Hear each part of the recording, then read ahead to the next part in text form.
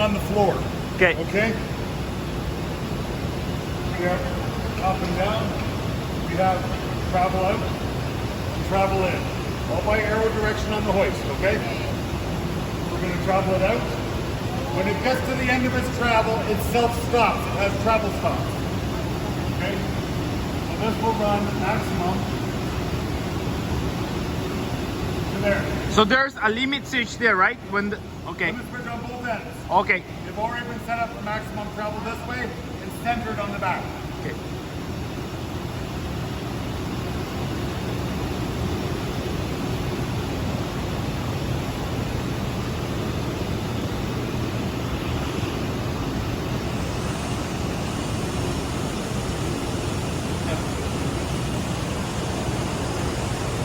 So if you see here where the bag is placed, it's off center of the lift. Okay.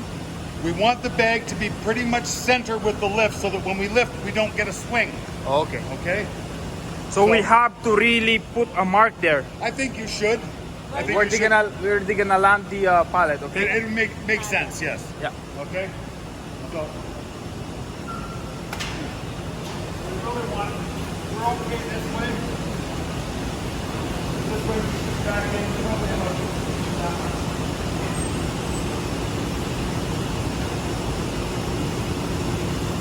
I could pick it from there, but I like it to be as straight as possible. Safety first, no Yes. swinging, no side loading. Beautiful.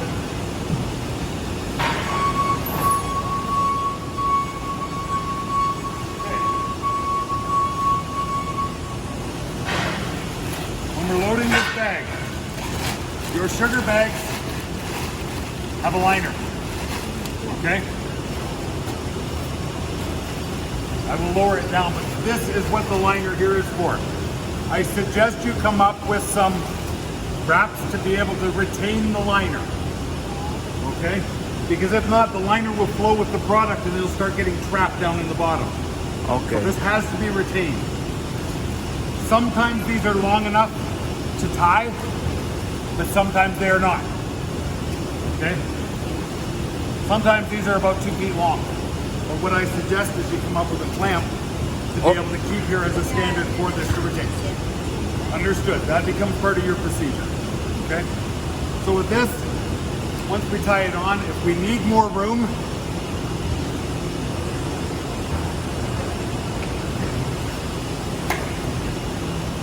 just to make sure that we've got, we're attached there, okay? From here, doesn't matter which side is which. In there. In there.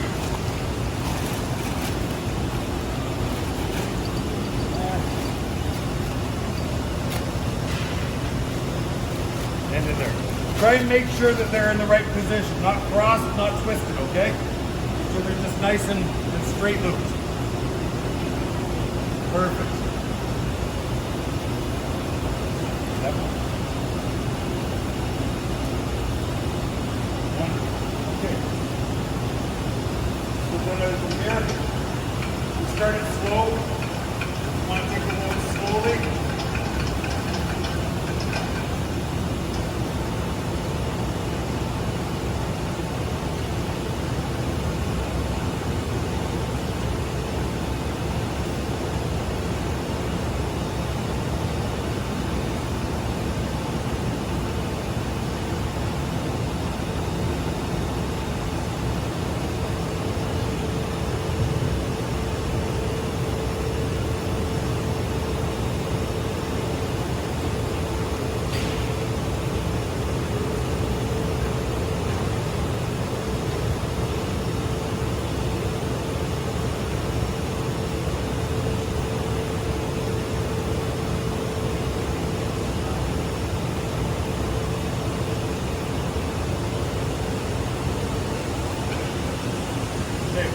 I don't suggest you take it all the way up, okay?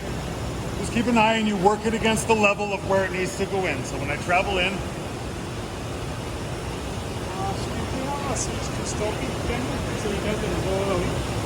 there's a travel stop up in there, yes. Yeah. Travel stop is right up in there, centered on the unit. So if I keep this traveling, I take it in slow because I want to make sure that it's not swinging against the structure.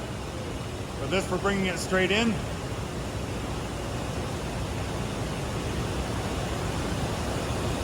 Okay. That's it. That's it. Yeah. It can't travel any farther. Yeah.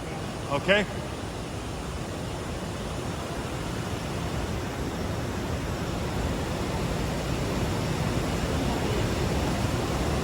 This is the way that I suggest you do it. Follow me.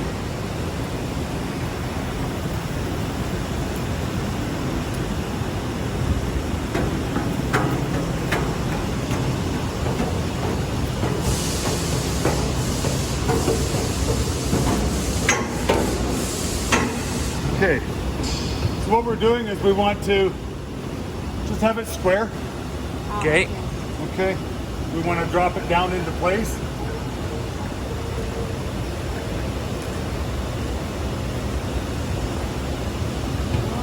Okay, so you can see the neck right here is pretty much center with the opening, okay? Yeah. The tie is off inside, but here is the opening here. Right now, it's mechanically protected. We can reach in here, we're okay. Yeah. Because it's got these stops. So typically what you do is you reach in here, undo the retainer, okay? That retainer is what chokes the opening closed. And then inside is this spout, okay? Typically what I'll do is that, spout is center.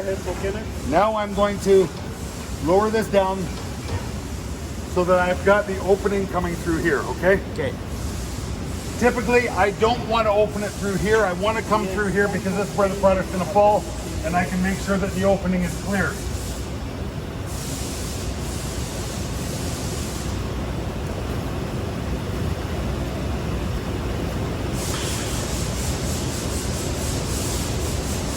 These bags, these straps are tied to the bag. Your call, your procedure. Some customers make their employees cut them off, yes, so that nothing can get in. Not my call. Whatever you guys want to do on that, that's your procedure, okay? Yes. I do know with some of them, they look to reuse the bags, and if you cut the bags, they won't give you your retainer on them. So typically, we open to here. The product is flowing. It's going down through, it's filling up the bottom hopper. But this procedure, before we get there, we want to close this. Okay, product is going to, there, we're full. Okay? That is it for the emptying procedure of the bag. Okay. Okay? Now, this is a bag massage. It is 2 palpers that can come up like this, okay? It has a manual application down below. It is typically for emptying the bag. Okay. Right now you can see we've come down this full. Product is full all the way down through the sifter. Okay. And down through to the holding hopper here to feed the screw. When this bag becomes empty, you're gonna get a signal. Limit switch. You're gonna get a signal from the level probe that says the hopper was empty. You're gonna get a signal flashing that typically tells you that that is... A flashing light? And right there. yeah. See the yellow? Oh, okay, the yellow one. Okay. That is typically telling you that you are low level. So when I go down, after this is full, I'm gonna hit the reset. That should clear the alarm. Okay. Okay? Okay. And at this point, we are ready to convey product. If this goes low and product is not feeding, if it sees the low level, it is going to turn on the sifter and the vibrator to make sure that product is flowing. Granular sugar is normally going to go through this sifter without it running. Okay, it's only meant for if you get a lump in there. Okay, so that's not critical. Everything will flow. Granular sugar is very free flowing. So a quick question. Yes. What if there's a contamination in the sugar and we have to remove the tote while the tote is full? It's very difficult. Okay, you have to work with a couple of people. Okay. This iris valve you can use to close off the bag, but it's like anything else. The product is full through that throat. Yeah, it's In order to work that close, the product has to be discharging, and you have to continually try and close it while it's discharging. Okay. Because it creates space. If you had this procedure, you're going to set your weight down there for a large volume, and you're going to fill bigger totes to get rid of this product. But while you do that, you've got somebody up here who's trying to close this tote. for one person here, one person. Correct. The difficult part of this is when you close this, there's very little bag left inside. Closing it is difficult. Okay? When you talk about contamination, how do you mean? That you've brought in the wrong sugar? Sugar, yes. Probably there's debris inside that they found, you know. Okay. So, and It that has a is... sifter. I'm sorry? This one has a sifter. This is a sifter right here. Yes. And then how are we gonna clean the sifter? The sifter, the mechanical cleaning of the sifter is through the door. It is a mechanical application for opening, okay? So we have to open that. You would have to check to see. Typically, look, with sugar, you're not taking out much debris. This is not an AIB type sifting. This is to take the lumps out of the bag so that it flows. Oh, so the big ones. The clumps. Correct, Okay. correct. When that sifter moves like this, typically those big lumps are going to get broken down small and go Okay. through. Okay. Before they fill these bags, they have a primary sifter on the other end, which is going to be about an 8 mesh, okay, for sugar. Yeah. That's going to take care of most of the things you see as far as corn hair, broom hair, Yeah. things like that, okay? This is a lump sifter. Lump sifter. Okay. Okay. Okay. Typically, this is going to be, I would suggest you check it on a 1 month basis For the sifter. and Okay. determine from then on if you need to inspect it more or less. Yes. Okay? From there, it really just becomes you making your procedures. Okay. I don't generally find issue with anything left on here. How about filters? I see bent filters there. Okay. So the filters that we have, there are two. There are one on the tote fill, Okay. and one on this fill. That is just so that when the product is discharging down into here, you notice we didn't have any dust coming out. Yes. It's because all of the air is displacing out through the filter. This creates a seal against the bag, so nothing comes up there. But we have to displace that air, or it's going to want to come out somewhere. That's correct. That's taken out through the venting, and out the same thing when we fill the tote down below. So how do you often replace or wash this one? Is it washable? Yeah, it's a Fram type filter. Okay. Okay, it is washable. I don't suggest you do it with air. You're not using anything here as far as sticky contaminants. Yeah. I wouldn't wash it. I would just strictly blow it out. Blow it out. Blow it from the inside out. Take it into your wash chamber. Blow it from the inside out, and make it clean that way. Okay. The reason is, if you try and wash it, if this is the cross section of the filter, of the cloth itself, what happens when you wash it is the sugar will liquefy to the inside, and it will create a barrier inside the fabric.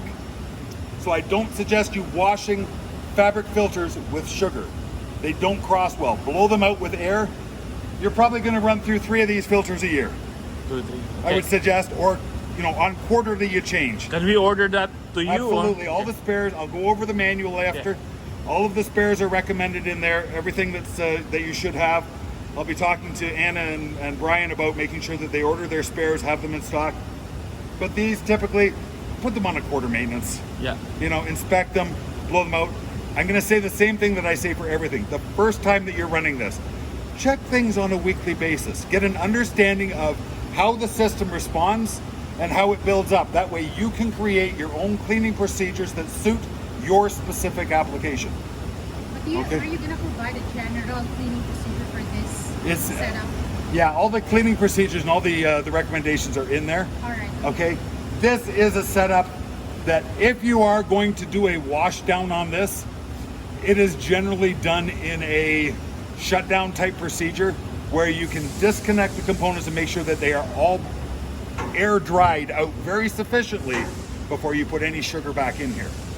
Because if anything is left damp and you put sugar back in here, you know what's going to happen. Okay? So everything with this is cautionary procedures. Understand what we're working with, what the product is, and what mediums will give it a problem. Air, not an issue. Liquid causes problems.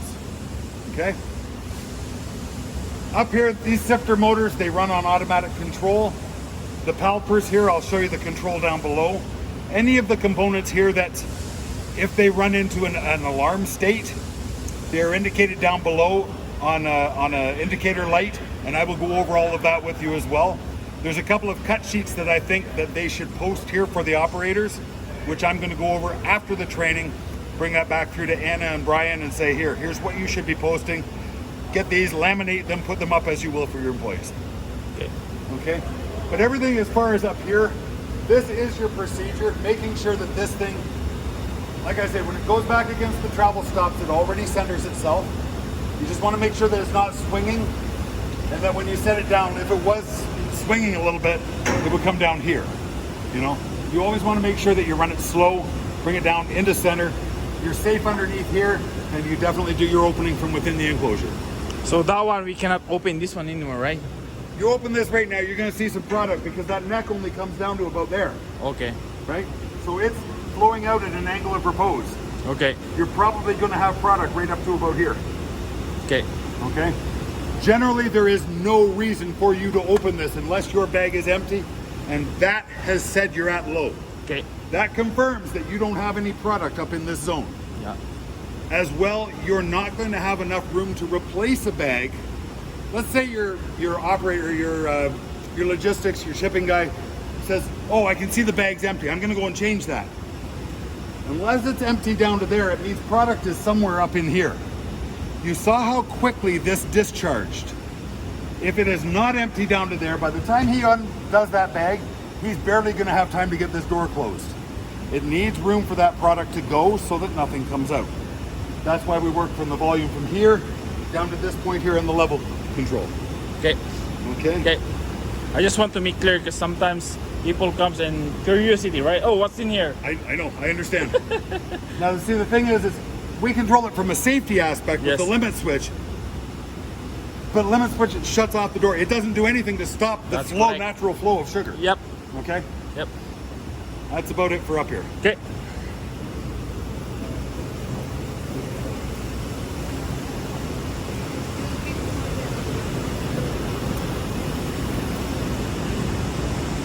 Okay.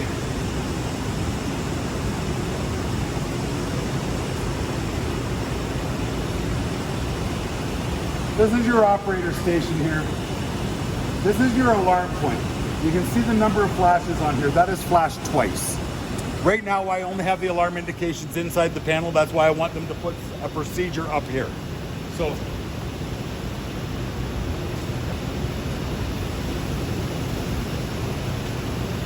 right now, I'm not closed up there properly, and it tells me 2 flashes of that alarm out there. My sifter door is open. Okay, it did not get closed. The limit switch is not making contact on that. Okay, so I'm going to go back up there and I want to see why. I wanted it to be in that state so that I can show you what triggers an alarm and how to resolve the alarm. Okay, always the situation is acknowledge what the alarm is, understand what it is, address the alarm, and then come back down and reset the alarms and reset. Okay? Okay. So I'm going to go back up top and take a look at that limit switch.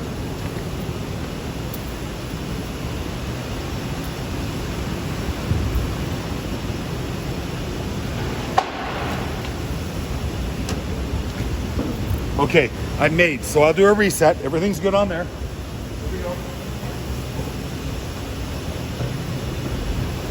So the alarm activated when we open the door inside the bag.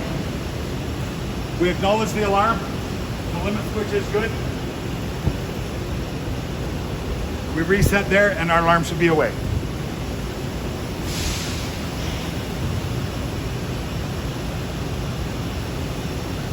Okay? Okay. That is the same for any one of these alarms. So you have to acknowledge first, and then You reset. always acknowledge the alarm. The alarm is for your operator to acknowledge. The Okay. reset is for the control panel to acknowledge. Which is in here, right? Right here. Reset. Okay. Okay? That's always your procedure for the minor alarm.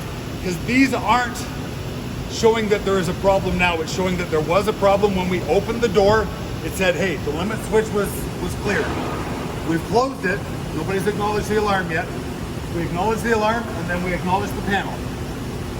That resets the alarm and you're good to go again. That can happen for any one of these occurrences. E-stop, same thing. If I hit the E-stop here, I'm going to see a single flash alarm. That was a one flash. Okay? It's worth the time to wait and acknowledge it. You see, it's a single flash. That's where I want them to post you that That one there, those alarm. This alarm. E-stop. Oh, there, I've cleared the E-stop. Acknowledge my alarm. reset, and away we go. Okay. Okay? Sounds good. So,